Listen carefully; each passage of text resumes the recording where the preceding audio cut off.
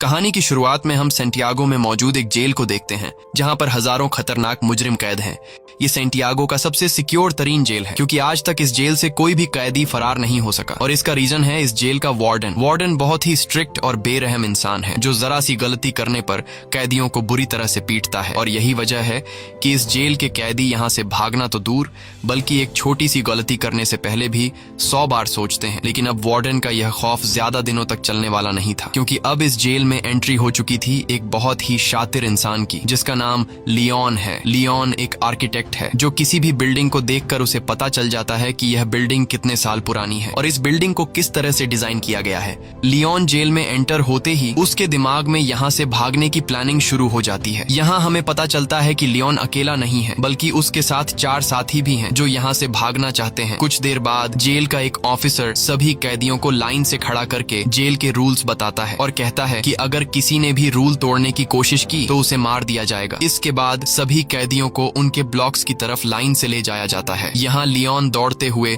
Cell number 50 को पकड़ने की कोशिश करता है क्योंकि उसने पता लगा लिया होता है कि यहाँ से भागने के लिए सेल नंबर 50 सबसे परफेक्ट जगह है। लेकिन जब वो सेल नंबर 50 का दरवाजा खोलता है तो सेल नंबर 50 पर पहले एक आदमी ने कब्जा कर लिया होता है। यह देखकर लियोन काफी उदास हो जाता है और न चाहते हुए वो सेल नंबर 50 के बगल वाले सेल में चला जाता है। वहीं हम देखते हैं कि लियोन के बाकी 4 साथियों ने उन्हीं सेल्स में डेरा जमा दिया है जो उन्हें प्लान के मुताबिक कब्जा करना था। कुछ देर बाद लियोन के साथी लियोन के सेल में आ जाते हैं। यहाँ राफेल लियोन से कहता है कि तुम्हें सेल नंबर 50 में जाना था पर यह तो सेल नंबर 51 है। तब लियोन कहता है कि तुम्हारे लिए आसान था क्योंकि तुम्हारा सेल नीचे ग्राउंड फ्लोर पर था इसलिए तुम लोगों ने आसानी से अपने सेल पर कब्जा कर लिया, लेकिन मेरा सेल फर्स्ट फ्लोर पर है जिस वजह से मैं अपने सेल पर कब्जा नहीं कर पाया। यहाँ इनका साथी जर्मन कहता है तो अब हम लोग क्या करेंगे। तब राफेल कहता है कि करना क्या है, कल से हम यहाँ से भागने की प्लानिंग स्टार्ट करेंगे। कुछ देर बाद हम देखते हैं कि यहाँ पर एक कैदी गिटार लेकर आता है और ये गिटार वाला आदमी भी लियोन का साथी है। इस जेल में कैदियों को जो काम आता था उन्हें वो काम करने की इजाजत थी ताकि कैदियों का टाइम पास होता रहे, जैसे गिटार बजाना, खाना पकाना और फर्नीचर का सामान बनाना। अगले दिन हम देखते हैं कि लियोन यहाँ से भागने की प्लानिंग पर लग जाता है। वो जेल के हर एक जगह को काफी गौर से देख रहा होता है, लेकिन जब उसकी नजर चारों तरफ गार्ड्स पर पड़ती है तब उसे इस बात का अंदाजा हो जाता है कि यहाँ से दीवार से कूदकर भागना काफी मुश्किल है। इसके बाद वह प्लान बी पर काम करते हुए पैदल चलकर कदमों से जेल की लंबाई का नाप लेने लगता है। जेल की लंबाई नापने के बाद वो सीधा अपने साथियों के पास पहुंचकर उनसे कहता है कि हमें कैसे भी करके यहाँ से भागना होगा। तब जर्मन ने कहा कि तुम पागल हो गए हो, यहाँ से भागना इम्पॉसिबल है क्योंकि चारों तरफ जेल की ऊंची दीवारें हैं जिससे हम कभी भी कूदकर भाग नहीं सकते और गार्ड्स भी चारों तरफ से हम पर नजर जमाए रखे हैं। अगर उन्हें जरा सा भी हम पर शक हुआ तो वो हमें मार डालेंगे। तब लियोन कहता है कि मैंने कदमों का इस्तेमाल करके जेल के बाहर जाने तक का रास्ता नाप लिया है। हम यहाँ से जेल के बाहर वाले रोड से सिर्फ 90 मीटर की दूरी पर खड़े हैं, इसलिए हमें दीवार से कूदकर यहाँ से नहीं भागना है बल्कि हम यहाँ जमीन के नीचे एक सुरंग बनाएंगे जो यहाँ से बाहर तक जाएगी। इस जेल के बाहर जंगल है और अगर हम एक बार यहाँ से निकल गए तो जेल के बाहर जंगल में गार्ड्स हमें ढूंढ नहीं पाएंगे और बड़ी आसानी से हम यहाँ से फरार हो जाएंगे। लेकिन यहाँ इनके दिमाग में सबसे बड़ा सवाल यह होता है कि इतनी लंबी सुरंग जब यह लोग बनाएंगे तो उस सुरंग से बाहर निकलने वाली मिट्टी यह लोग कहाँ गिराएंगे। यह सवाल इन तीनों को परेशान कर रही थी और लियोन सोच में पड़ जाता है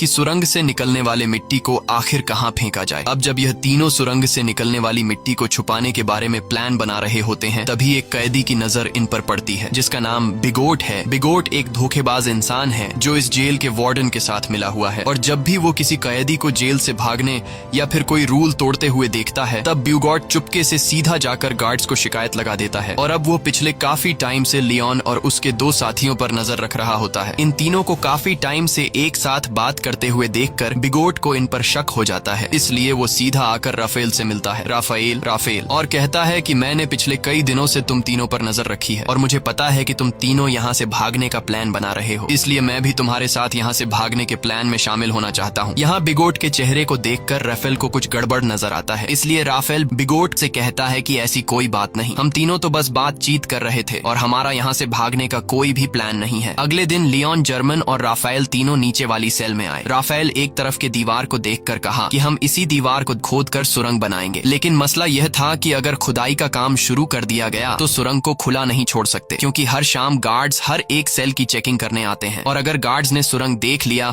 तो हम सब पकड़े जाएंगे। तब लियोन कहता है कि हम इस दीवार के एक हिस्से को तोड़कर सेम उसी तरह का एक फेक ब्लॉक बनाएंगे ताकि शाम को जब भी गार्ड सेल की चेकिंग करने आए तब हम उस फेक ब्लॉक को दीवार में लगाकर सुरंग को छुपा देंगे और गार्ड्स के पकड़े जाने से बच जाएंगे। अब यह सब तो ठीक था, लेकिन सबसे बड़ा सवाल यह था कि सुरंग में से निकलने वाली मिट्टी का ये लोग क्या करेंगे। तब लियोन अपने गिटार वाले दोस्त को सेल में बुलाता है और वो अपने गिटार में से एक बड़ा स्क्रू ड्राइवर निकालकर लियोन को देता है, जिसके बाद लियोन ऊपर छत में एक चौकोर सुरंग करने लगता है जिससे बाहर काफी शोर हो रहा था। अब शोर से बचने के लिए गिटार वाला आदमी गाना गाकर गिटार बजाने लगता है जिससे किसी को भी सेल के अंदर का शोर सुनाई नहीं देता। और कुछ देर की मेहनत के बाद लियोन छत में सुरंग करने में कामयाब हो जाता है। अब यहाँ लियोन जब उस होल से अपना सर बाहर निकाल कर देखता है तो उसे छत पर एक बड़ा खाली जगह दिखाई देता है, जिसे देखकर लियोन काफी खुश हो जाता है क्योंकि यहाँ पर 80 टन से भी ज्यादा मिट्टी आसानी से रखी जा सकती थी। अब शाम होने वाली थी और जल्द ही गार्ड्स आकर सेल की चेकिंग शुरू करने वाले थे, इसलिए राफेल डर जाता है और कहता है कि हमें जल्दी ही इस होल को बंद करना होगा। तब लियोन ने कहा कि जल्दी से मुझे अंडे ला कर दो। यह सुनकर राफेल गुस्सा हो जाता है और कहता है कि तुम्हें इस वक्त मजाक सूझ रहा है। तब लियोन कहता है कि तुम जल्दी से अंडे ला कर दो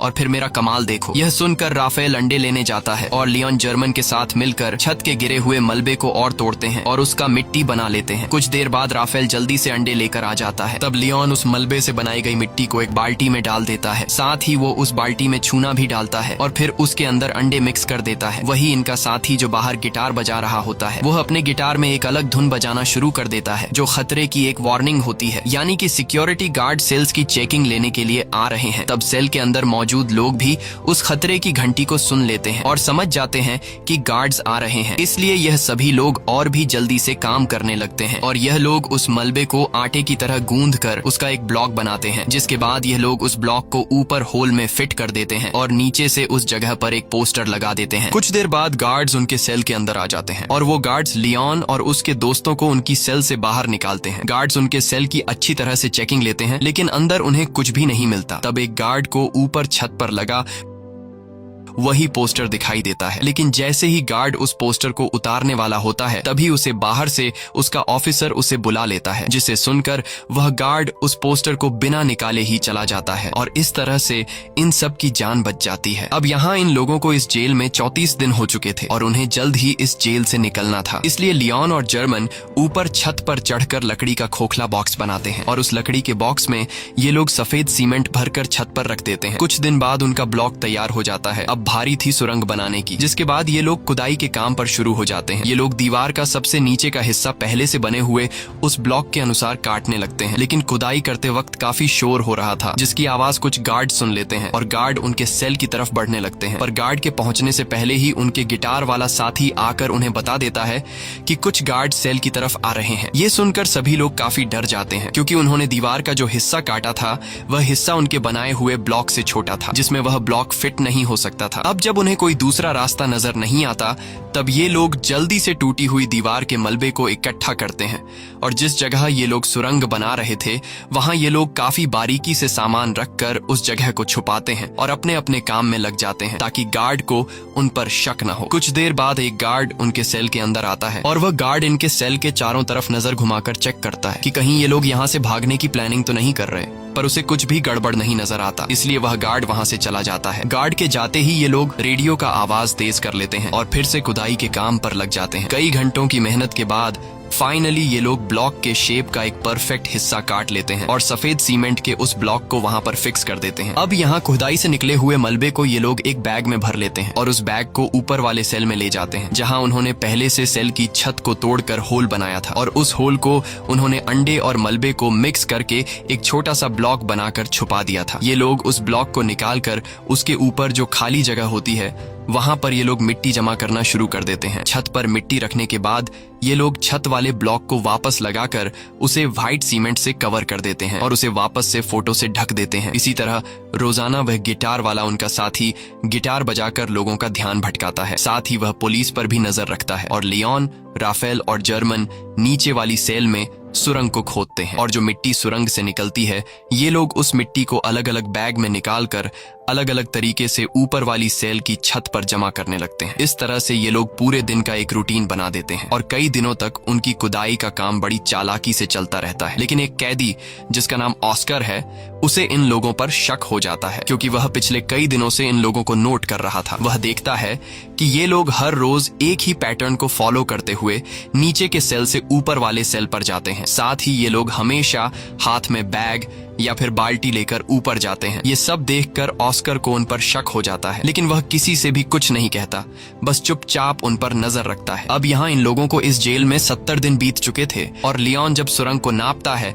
तो उससे पता चलता है कि 70 दिनों में हमने सिर्फ 5 मीटर सुरंग बनाई है। ये देखकर लियोन काफी मायूस हो जाता है और लियोन समझ जाता है कि हम 5 लोग इस सुरंग को इस तरह से कभी भी कंप्लीट नहीं कर पाएंगे। इसलिए वो अपने साथियों से कहता है कि हमें इस सुरंग को कंप्लीट करने के लिए और आदमियों की जरूरत पड़ेगी और अगर हम 5 लोग इसी रफ्तार से मिट्टी निकालते गए तो इस सुरंग को कंप्लीट करने में हमें 5 साल लग जाएंगे। इसलिए हमें सुरंग को और तेजी से खोदना होगा। वही उनका साथी जर्मन जब बैग में मिट्टी भरकर ऊपर ले जा रहा था तभी एक पुलिस वाला उसे रोक लेता है और जर्मन से पूछता है कि इस बैग में क्या है। तब जर्मन कहता है कि कुछ खास नहीं, बस मेरी जरूरत का कुछ सामान है। ये सुनकर वह पुलिस वाला जर्मन से कहता है कि अच्छा ठीक है, चलो अब बैग खोल कर दिखाओ। ये सुनकर जर्मन घबरा जाता है और जर्मन को लगता है कि आज हम सभी पकड़े जाएंगे। लेकिन जब जर्मन अपना बैग खोलता है तो उसमें कुछ सामान रखा गया था। दरअसल जर्मन ने पहले से बैग में मिट्टी नीचे छुपाई होती है और सामान ऊपर रख दिया होता है, लेकिन गार्ड को जर्मन पर शक होता है। इसलिए वह गार्ड जर्मन से कहता है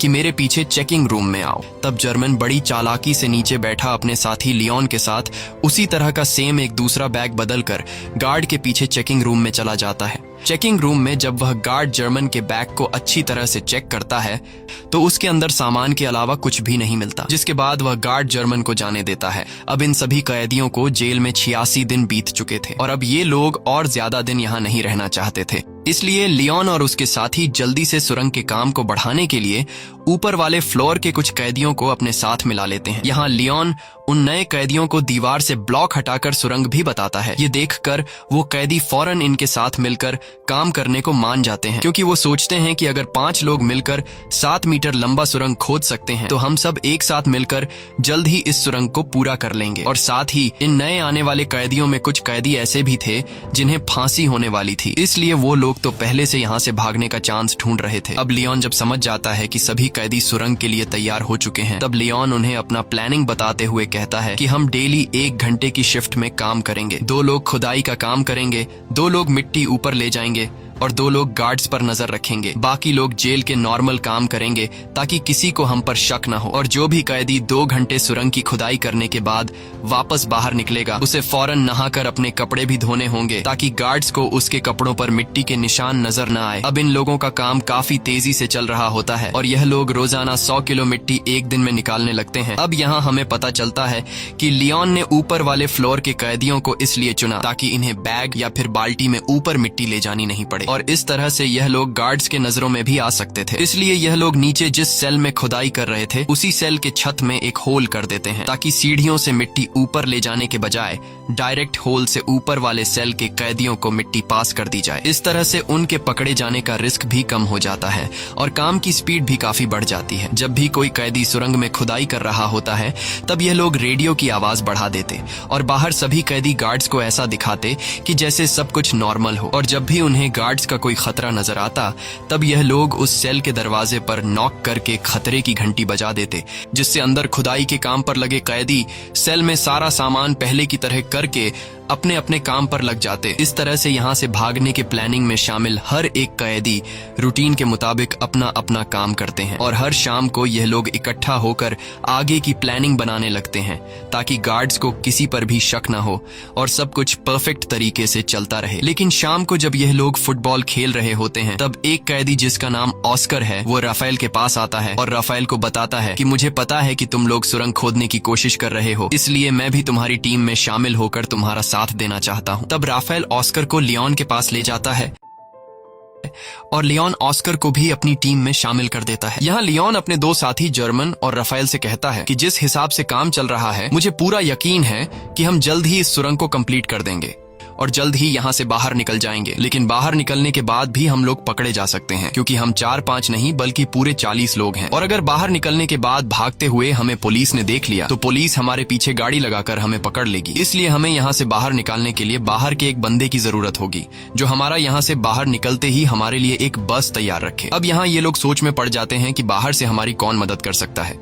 तब लियोन कहता है, राफेल, तुम्हारी वाइफ पॉलिना हमारी बाहर से मदद कर सकती है और हम लोग उस पर विश्वास भी कर सकते हैं, इसलिए तुम्हें अपनी वाइफ से मदद मांगनी होगी। अब यहाँ रहते हुए सभी कैदियों को 182 दिन बीत जाते हैं और आज सभी कैदियों से उनके घर वाले मिलने आए होते हैं। यहाँ पर राफेल की वाइफ भी आई होती है। तब राफेल अपनी वाइफ पॉलिना को उनके पूरे प्लान के बारे में बताता है और कहता है, हमें तुम्हारी बाहर से मदद चाहिए होगी, इसलिए बाहर तुम्हें कुछ लोगों के साथ जुड़कर हमारे लिए एक बस का इंतजाम करना होगा। पॉलिना मान जाती है और वो वहां से चली जाती है। अब जेल में सुरंग खोदते हुए इन कैदियों को 205 दिन बीत चुके थे और इन लोगों ने सुरंग को भी काफी लंबा कर दिया था। लेकिन एक दिन इनका साथी जो गिटार बजाया करता था, वो जब सुरंग के अंदर खुदाई के काम पर लगा होता है, तभी वहां पर सेल की चेकिंग के लिए गार्ड्स आ जाते हैं। यह देखकर बाहर खड़ा राफेल और लियोन काफी ज्यादा घबरा जाते हैं, क्योंकि पिछले कई दिनों से रात में सेल की चेकिंग होती थी, लेकिन आज गार्ड्स दोपहर में सेल की चेकिंग करने आए हैं, जैसे उन्हें शक हो गया हो कि जेल में कोई सुरंग खोदने की कोशिश कर रहा है। और गार्ड्स को देखकर लियोन दौड़ते हुए अंदर जाकर सभी को वार्न कर देता है और कहता है कि जो भी सामान यहाँ वहाँ बिखरा पड़ा है उन्हें जल्दी से छुपा दो। ये सुनकर जो लोग काम पर लगे हुए होते हैं वो सभी सुरंग का काम छोड़कर अपने अपने काम पर लग जाते हैं। यहाँ इस गिटार वाले के साथ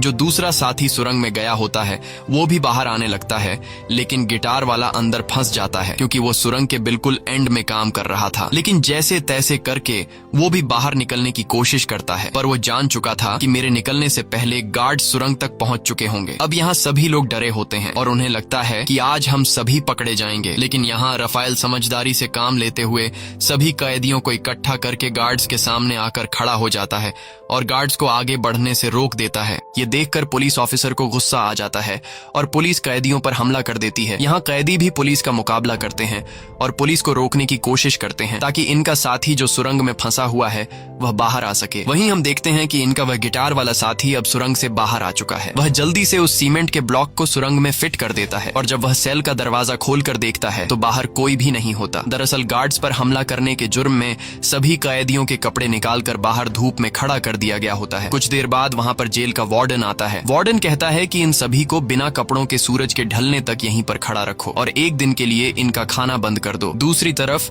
राफेल की वाइफ पॉलिना एक चर्च में जाकर लियोन के पिता से मिलती है। लियोन के पिता एक पादरी थे। यहाँ लियोन का एक पुराना दोस्त भी आता है। तब राफेल की वाइफ पॉलिना लियोन के फादर और उसके दोस्त को लियोन का पूरा प्लान समझा देती है और कहती है कि हमें उन्हें बचाने के लिए एक बस का इंतजाम करना होगा। तब लियोन का दोस्त भी इनकी मदद करने के लिए तैयार हो जाता है और कहता है कि बस का इंतजाम मैं कर लूंगा। वहीं दूसरी तरफ जेल में राफेल से उसकी वकील मिलने आती है। यहाँ जेल का वार्डन राफेल को सिगरेट देने लगता है, पर राफेल सिगरेट लेने से इनकार कर देता है। लेकिन राफेल वार्डन के सिगरेट के डिब्बे को पहचान लेता है कि वार्डन कौन से ब्रांड का सिगरेट पीता है। अब यहाँ इन लोगों को इस जेल में रहते हुए 1 साल से भी ज्यादा टाइम बीत चुका था और इन लोगों ने सुरंग को भी काफी लंबा कर दिया था। दिन रात मेहनत के बाद अब सुरंग भी जल्द कंप्लीट होने वाला था। लेकिन एक दिन सुरंग में इनका एक साथी जब काम कर रहा होता है तभी अचानक वह बेहोश हो जाता है, क्योंकि इतनी गहराई में ऑक्सीजन की कमी होती है। अच्छी बात यह थी कि राफेल उसके पीछे होता है और राफेल जैसे तैसे करके उस आदमी को बाहर निकाल देता है। शाम को ये लोग मीटिंग करते हैं कि अब सुरंग काफी लंबा हो चुका है। जहाँ अंदर ऑक्सीजन ना होने की वजह से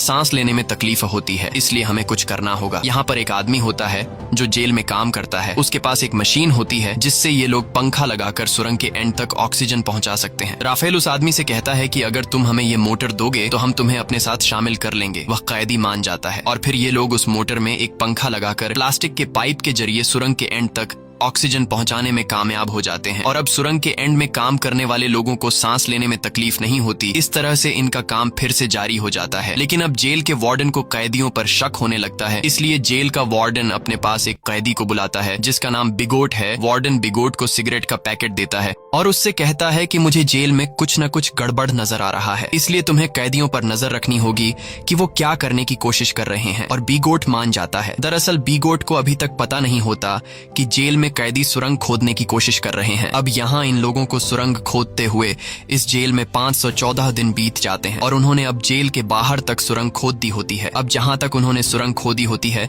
वहां पर राफेल नीचे से एक छोटा सा सुरंग करके ऊपर एक लाल कलर का लिक्विड गिरा देता है ताकि बाहर राफेल की वाइफ और लियोन के साथी को पता चल जाए कि सुरंग यहाँ तक खोदी जा चुकी है। वही बिगोट को राफेल और उसके साथी लियोन पर शक तो होता है, पर उसे पूरा यकीन नहीं होता कि ये लोग सच में सुरंग खोद रहे हैं। इसलिए बिगोट अपने शक को यकीन में बदलने के लिए राफेल के पास आकर उसे कहता है कि अगर तुम लोग यहाँ से भागने की प्लानिंग कर रहे हो तो प्लीज मुझे भी अपने साथ शामिल कर लो। मैं यहाँ थक चुका हूँ, बाहर मेरी वाइफ और मेरी बेटी मेरा इंतजार कर रही है।